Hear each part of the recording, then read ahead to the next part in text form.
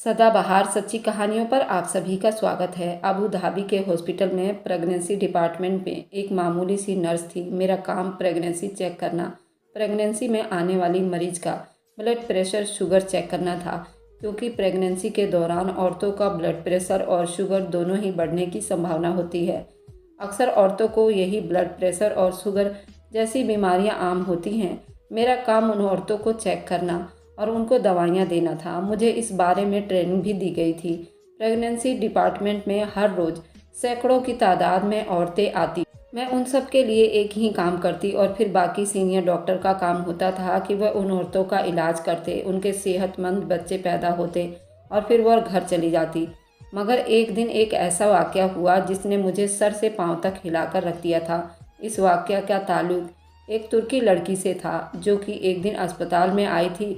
उसके सर पर एक हिजाब था। मेरे लिए ये कोई नई बात नहीं थी, क्योंकि अबू धाबी में हुकूमत की तरफ से ये कानून बनाया गया है कि यहाँ पर हर औरत ही हिजाब पहनती हैं, खासकर जहाँ भीड़ भाड़ वाला और जहाँ पर मर्द औरत का आमना सामना होता हो, औरतों को मिलने का अंदेशा होता हो, उस जगह पर औरतें यहाँ पर ज़्यादा पर्दा करती हैं। उस औरत में ख़ास बात ये थी कि उसने अपने जिस्म को बहुत अच्छी तरह से ढका हुआ था, क्योंकि कोई भी हुकूमत जितनी मर्जी सख्ती कर ले, उस औरत को पर्दा करने पर उसका दिल और उसका यकीन ही मजबूर कर सकता है।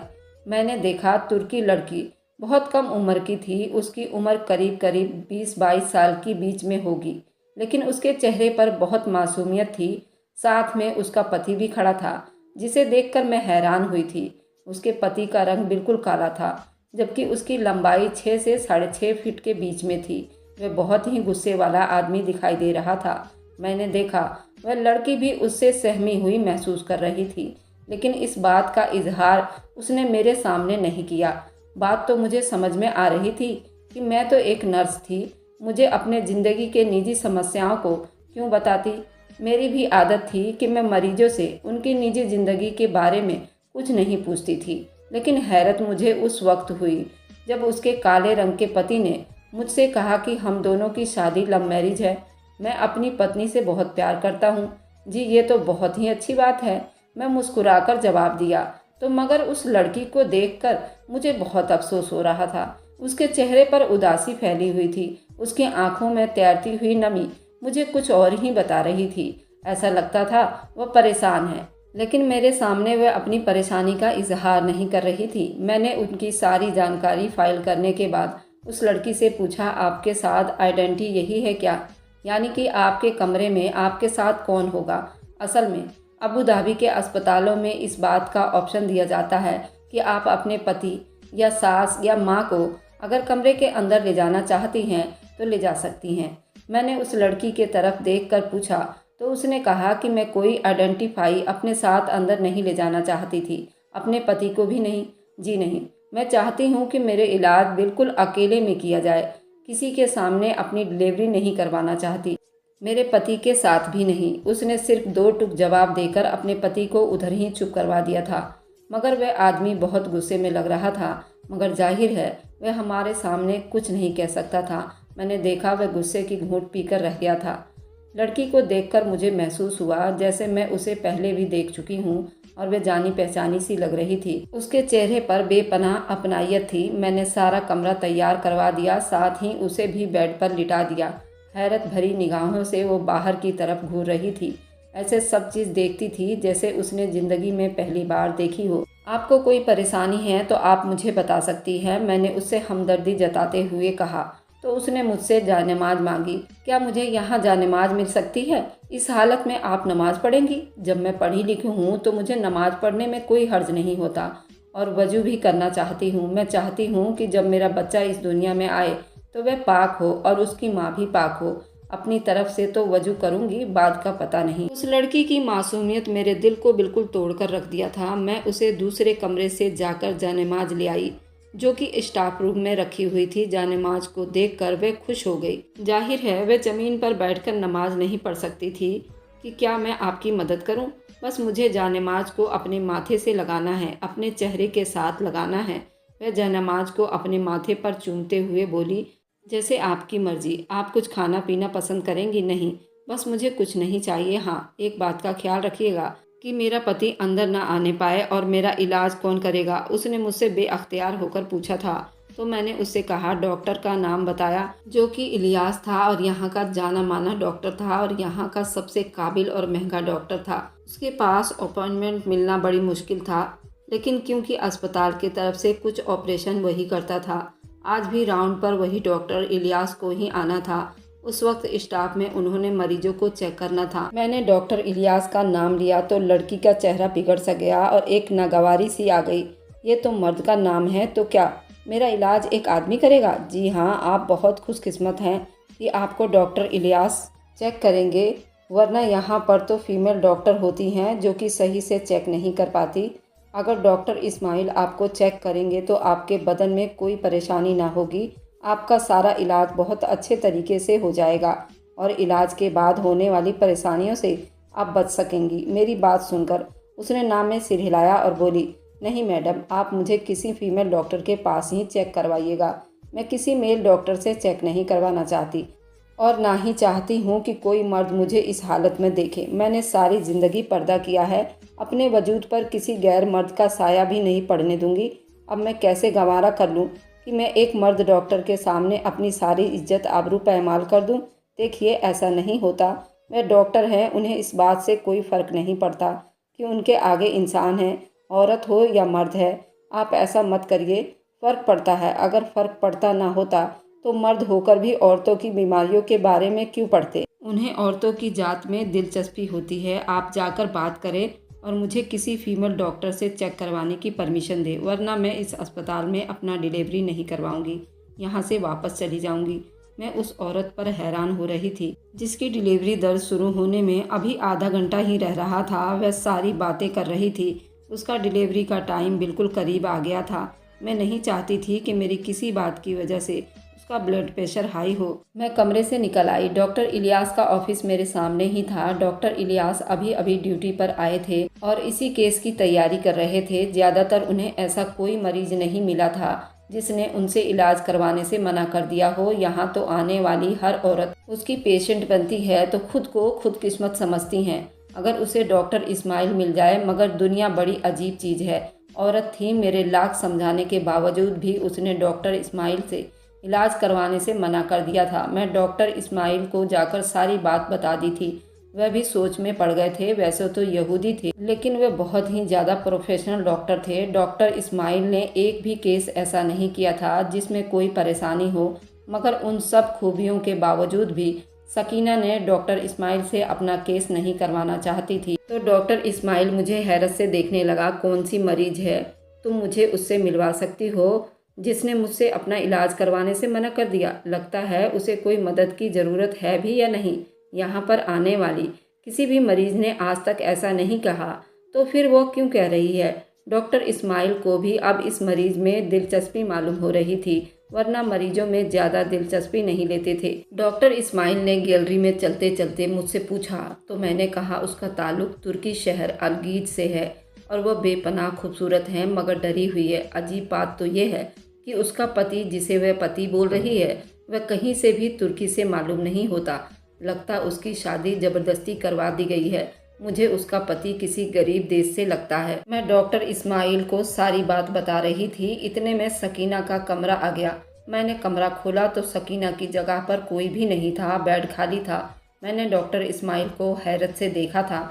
ये क्या, सकीना कहाँ गई? उसका तो ट्रीटमेंट से बच्चा पैदा होने वाला था और वह तो बहुत ही क्रिटिकल हालत में थी। पता करें मिस रोजी, वह सकीना कहाँ गई, वरना हमारे अस्पताल की रेपुटेशन खराब हो जाएगी।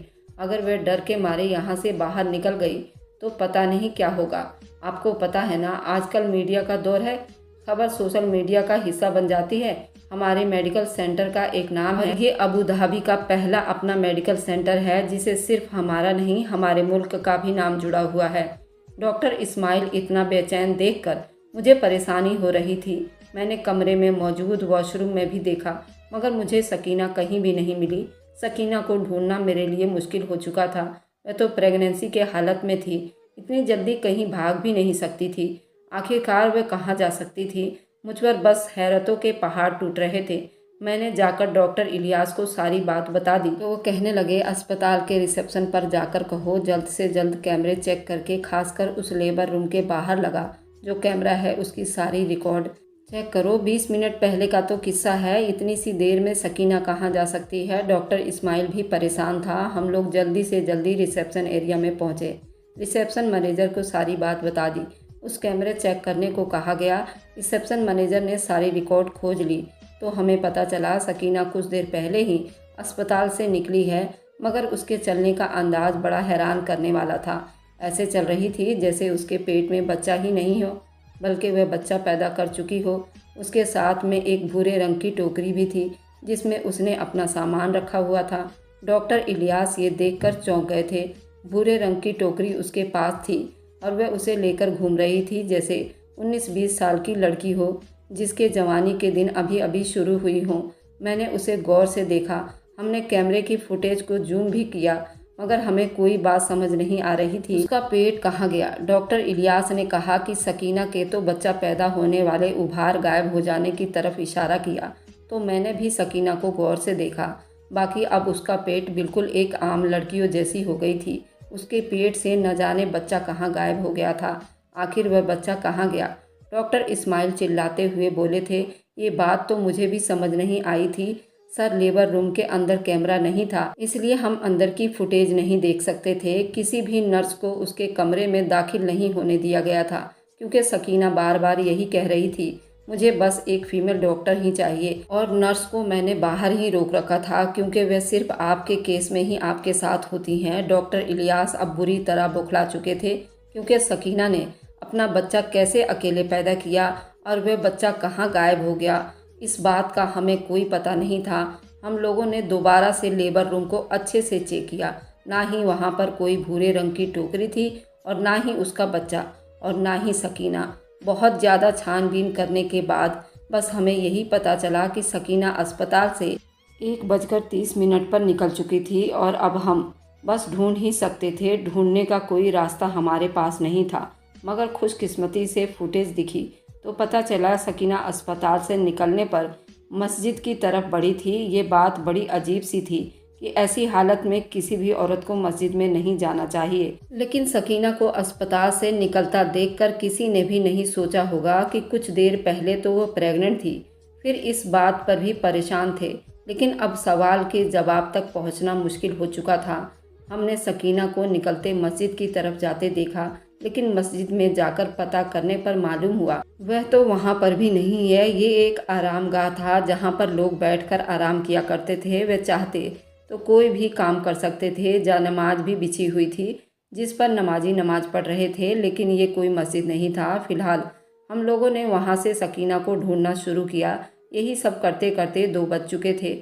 अब मेरी छुट्टी का टाइम भी हो चुका था, मुझे निकलना भी था। इसलिए मैंने सोचा कि मुझे रास्ते में सकीना मिलेगी तो उससे ज़रूर बात करूँगी, क्योंकि मेरे ख्याल में तो सकीना को कहीं नहीं जाना चाहिए था और वह आसपास ही होगी। इस हालत में तो वह ज़्यादा दूर भी नहीं जा सकती थी। मेरे ख्याल में वो करीब ही थी। और फिर वही हुआ जो मैंने सोचा था। अस्पताल के बाहर कैफ़े से पानी की बोतल लेते हुए मेरी नज़र सामने पड़ी। सकीना अपनी भूरे रंग की टोकरी के साथ वहीं खड़ी थी और एक गाड़ी में बैठ रही थी।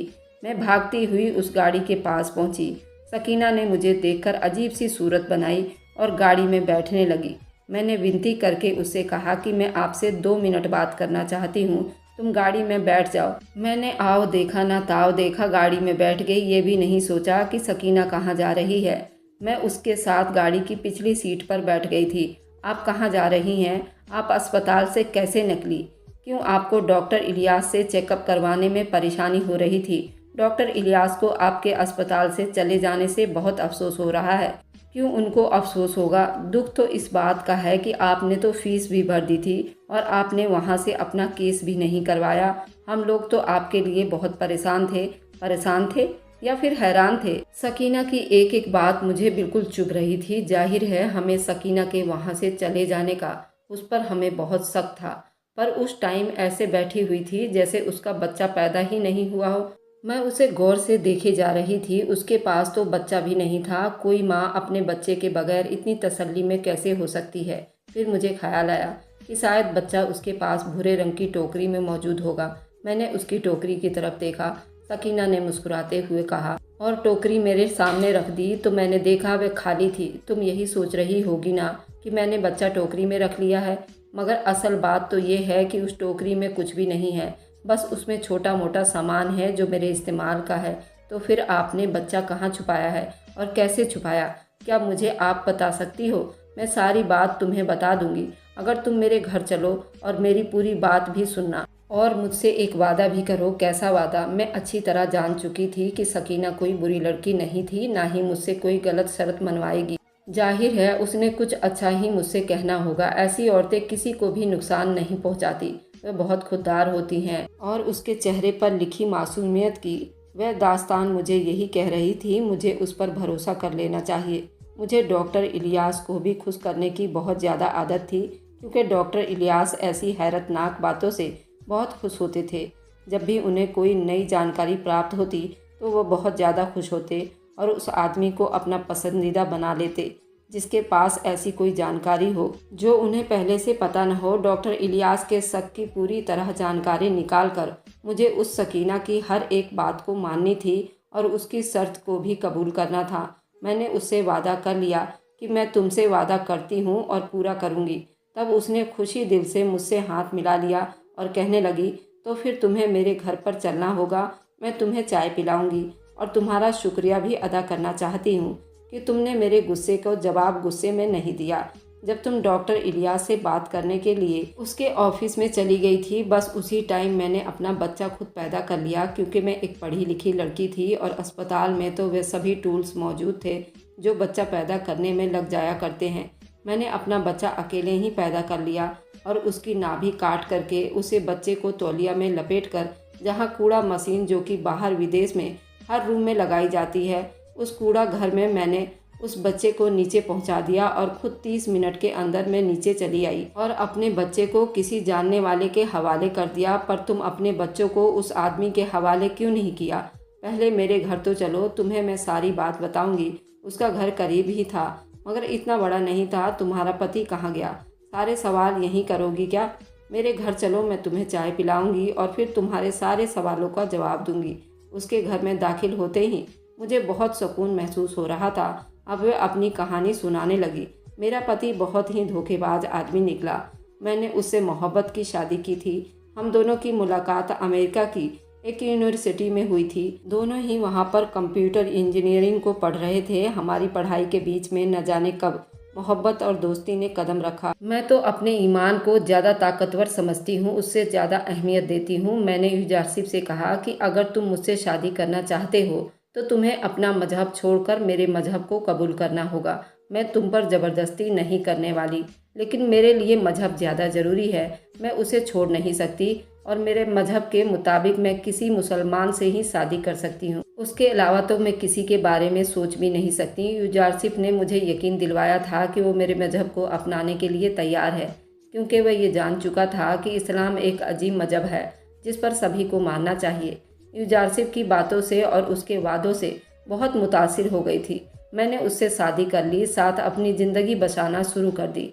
जब मैं उम्मीद से हुई तो उसका रवैया धीरे धीरे बदलने लगा। जब हमारा बच्चा इस दुनिया में आने वाला था तो युजारसिफ ने मुझसे कहा कि वो मेरे सामने ये कबूल करना चाहता है कि वह कभी भी दिल से मुसलमान नहीं हुआ था, बल्कि वह हमेशा से ईसाई है। उसने ईसाइयत को कभी नहीं छोड़ा और आज भी वो ईसाइयत को ही मानता है। मुझे हासिल करने के लिए उसने मुसलमान बनने का नाटक किया था, जो कि अब बच्चा पैदा होने पर ख़त्म हो जाएगा, क्योंकि वह यही मानता है कि ईसा खुदा है और मैं जिस खुदा को मानती हूँ वह सच्चा नहीं है। मुझे युजारसिफ की बातों से बहुत दुख पहुँचा था।